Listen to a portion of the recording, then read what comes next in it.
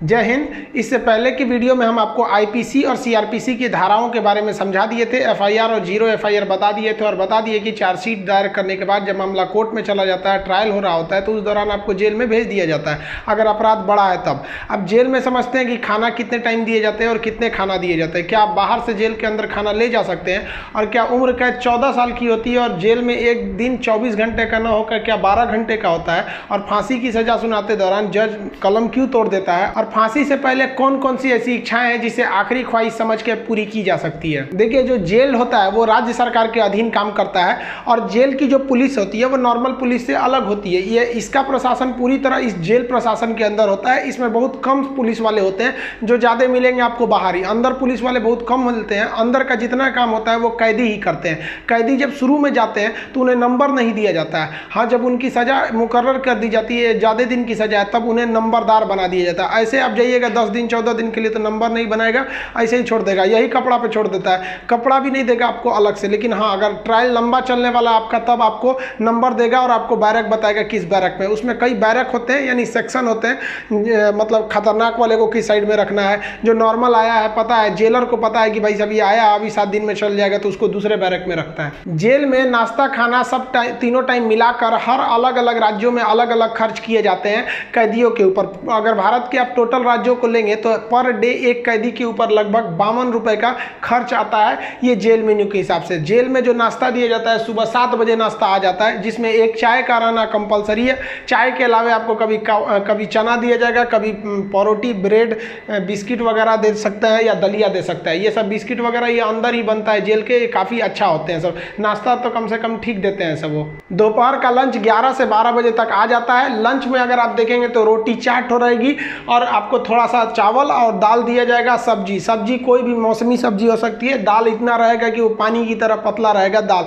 आपको इसमें एकदम हल्का खाना दिया जाता है। रात का खाना भी दिन के खाने के समय सेम रहता है, बट रात के वक्त में चावल आपको नहीं दिया जाता है। रोटी जो दे दिया जाता है वो 6 दे देते हैं, चावल नहीं दिया जाएगा। दाल और सब्जी नॉर्मल टाइप की सब्जी रहती है, जिससे खा के आप बीमार न पड़े। रात का खाना जो है ना वो शाम 5 बजे रेडी हो जाता है। आपका मन उसी टाइम खाइए या रात 9 बजे खाइए, उससे मतलब नहीं है, वो वहीं दे देगा। रात में खाइएगा तो आपको कोई गर्म करके देने वाला नहीं है, क्योंकि कैदी ही इस खाने को बनाए रहते हैं। इस खाने को जानबूझ के इतना हल्का रखा जाता है, तेल नमक मसाला मतलब एसिडिक चीज नहीं रखा जाता है, मतलब एकदम सादा दिया जाता है ताकि आप बीमार ना पड़े। क्योंकि जेल के अंदर जो हॉस्पिटल होता है बहुत नॉर्मल होता है, थोड़ी बड़ी चीज का इलाज हो सकता है। जेल के अंदर तो कई बार ऐसा होता है कैदियों को खाना सूट कर जाता है, आते हैं दुबला पतला मोटा के चले जाते हैं कई कैदी यहाँ से। देखिए, जेल के अंदर उसका अपना कैंटीन भी होता है, जहाँ से आप अपने जरूरत की चीजों को खरीद सकते हैं। जैसे मान लीजिए किसी को एक्स्ट्रा खाना खरीदना है तो वो एक्स्ट्रा ले सकता है। उसे लिखवाना पड़ेगा कि भाई जेलर साहब से कि भैया हमको इतना में पेट नहीं भर रहा, हमको 12 को रोटी दीजिए, तो उसको दे देगा, खाना एक्स्ट्रा दे सकता है। आप चाहते हैं कि बाहर से मंगवा दे, घर से खाना मंगा दे, तो इसके लिए भी लिखवा के मंगाना पड़ेगा। लेकिन ये क्या होता है कि आपको बार बार अलाउ नहीं किया जाएगा। खाना आएगा तो वो भी चेक किया जाता है, बार बार अलाउ नहीं करेगा। हाँ, लेकिन घर से जो मिलने उलने जाते हैं लोग, अचार सलाद उलाद का सामान दे देते हैं, क्योंकि आपको जब चटनी अचार ये सब वहाँ पे नहीं मिलता है। वहाँ जब जाइएगा तो आपको बर्तन वर्तन खरीदना पड़ेगा, प्लास्टिक के चम्मच वगैरह रहते हैं सब, नहीं तो ऐसे दे देगा स्टील का तो घोप घाप देगा सब अपने में, सब वहाँ छाटले पहुँचता है सब। वहाँ की कैंटीन से आप खरीद सकते हैं, आपके पास पैसे रहने चाहिए और आपकी फैमिली से भी जो सामान आता है आप उस सामान को रख सकते हैं। देखिए, जब आप जेल में जाते हैं तो जेन्युइन आप कुछ पैसे लेके जाते हैं, और अगर लंबे दिन तक रह गए तो जो आपसे मिलने जाता है वो भी पैसे आपको दे देता है। लेकिन इस पैसे का मिसयूज हो सकता है। जो आपसे सीनियर कैदी हैं सब ना, जो मरखा टाइप का छीन लेंगे सब पैसा। तो इसको बचने के लिए क्या किया गया है कि जो जेल है, जेल का अपनी करेंसी होती है। ये भारत सरकार वाला रुपया RBI वाला नहीं चलता है, वहाँ कूपन चलता है। ये कूपन जो होते हैं, आपके पैसे को कूपन में बदल दिया जाता है, तो आपकी करेंसी कूपन में बदल दी जाएगी और आप मैक्सिमम 2000 रुपए का ही कूपन रख सकते हैं। वो कूपन आपको 2 रुपए का मिलेगा, 5 रुपया, 10 रुपया, 20 रुपए का, इसी टाइप का कूपन मिलेगा।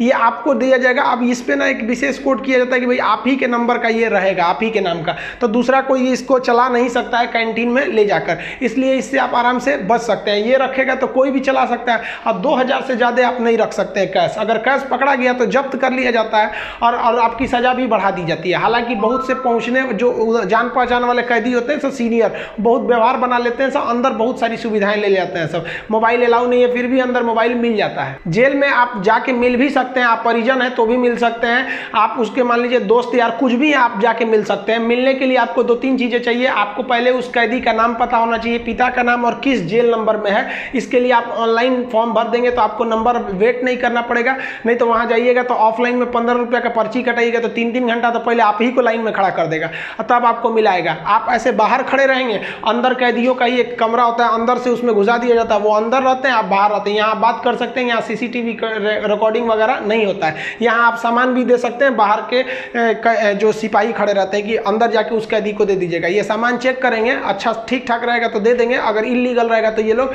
नहीं देते हैं और आपकी सजा को बढ़ा देते हैं। तो आप मिल सकते हैं। मिलने का टाइम 10 बजे से 3 बजे तक होता है, उसके 3 बजे के बाद जाएंगे तो मिलने नहीं देगा, 10 बजे से पहले जाएंगे तो नहीं मिलने देगा। आप वहाँ जाए कि अगर किसी से मिलने जाते हैं, देखिए कई बार ऐसा भी होता है कि फर्जी FIR में किसी को फंसा दिया जाता है, वो भी बता देंगे कि फर्जी FIR होता है तो कैसे आपके नाम को हटाया जा सकता है। और बहुत से स्टूडेंट्स को इस बात का डर रहता है कि जब वो तैयारी कर रहे होते हैं तो उनका पड़ोसी वाला उल्टा सीधा केस में फंसा देता है, FIR करा देता है, तो वो टेंशन में आ जाते हैं कि मेरी नौकरी चली जाएगी। अरे भाई साहब, हम गारंटी देते हैं नहीं नौकरी जाने देंगे। अब उसको भी वीडियो में समझा देंगे कि कैसे आपके ऊपर FIR हो गया है तो उसे कैसे कटवा सकते हैं, और आप स्टूडेंट हैं, आपका FIR हो गया, नाम चला गया, फिर भी आपका जॉब होगा, गारंटी बोलते हैं कि होगा। अब बहुत से लड़कों का ऐसा कराए भी हैं, और नियम है, हम क्या अपने घर से कराएं, नियम है, बस आप नहीं जानते वो अलग बात है। तो आप उन लोग के लिए गिफ्ट वगैरह लेते जाइएगा। गिफ्ट मतलब क्या चीज़, खाने पीने का अचार ले लीजिएगा, थोड़ा सा घी वगैरह ले लीजिएगा, ताकि अंदर अच्छा खाना नहीं लगता है, बाहर का इतना ज़्यादा आइटम रहता है, अंदर जाके आदमी उब जाता है। गुटखा वगैरह नहीं ले जा सकते, क्योंकि अंदर जो सफाई का काम होता है वो कैदियों को ही करना रहता है। गुटखा दे देंगे तो खा के थूक देगा। पहुँच वाले सब गुटखा खाते हैं, सब सिगरेट अलाउ है, ये सब चीज़ें अलाउ है, बस गंदगी वाला चीज़ नहीं। हम तो कहते हैं भाई जब हर चीज़ अंदर अलाउ है, बस आपका पहुँच होना चाहिए। अगर आपके पास पैसा और पहुँच है ना, तो जेल और बाहर में कोई खास फर्क नहीं समझ में आएगा। ऐसे नॉर्मल वालों के लिए सारे नियम कानून है। अब मिलने का मतलब ये नहीं कि डेली मिलने जा रहे हैं, हफ्ते में आपको 3 बार ही मिलने दिया जाएगा, और बड़ा अपराधी है तो 2 बार, कई को तो हफ्ता में 1 बार अलाउ करता है। अब कुछ ऐसे भी अपराधी रहते हैं बहुत खतरनाक, उनको अलाउ नहीं करता है मिलने। तो ऑन एन एवरेज आप हफ्ते में 3 बार किसी से जाके मिल सकते हैं। 15 से 20 रुपए की आपको रसीद लगेगी मिलने के लिए। जेल के अंदर स्टडी रूम होता है, वहां जाके आप आराम से पढ़ाई कर सकते हैं। लाइब्रेरी तो इतना अच्छा होता है कि उतना अच्छा इसे आपको नॉर्मल लाइब्रेरी नहीं मिलेगी। आप वहां से अंदर जाके पढ़ाई भी कर सकते हैं। इग्नू से आपको सर्टिफिकेट दे दिया जाएगा, आपका एग्जाम वगैरह भी होगा, आप वहां से पढ़ाई कर सकते हैं। सो जो आप बाहर में पढ़ाई नहीं किया मार काट करके अंदर जाएगा, लेकिन हाँ हम उसमें पढ़ते हुए भी देखे हैं। जेल के अंदर हर एक कैदी को खुद ही काम करना होता है, क्योंकि अंदर सिपाही कम रहते हैं। मार धार करिएगा, खूब पिटा जाइएगा ना तो आके छोड़ा देंगे सब। अंदर शांति से रहना चाहिए। अंदर भी, जेल के अंदर भी ना ग्रुप होता है, वो उसके ग्रुप का है, वो उसके ग्रुप का है। अगर आपको ज़्यादा दिन तक रहना है तो ग्रुपबाजी समझ जाइएगा, ना तो कुटा के आएंगे।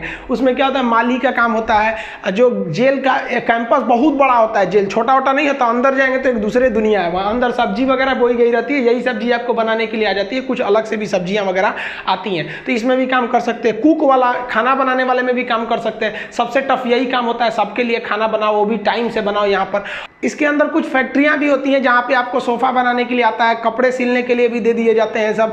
और जो होली में जो गुलाल लगाते हैं अबीर, वो भी इसके अंदर पीस के बनाना रहता है। कई सारे काम होते हैं, लेकिन ये जो काम वाला डिपार्टमेंट है ना, फैक्ट्री वाला डिपार्टमेंट, ये उसी को दिया जाएगा जिसको कोर्ट ने सजा सुना दिया है।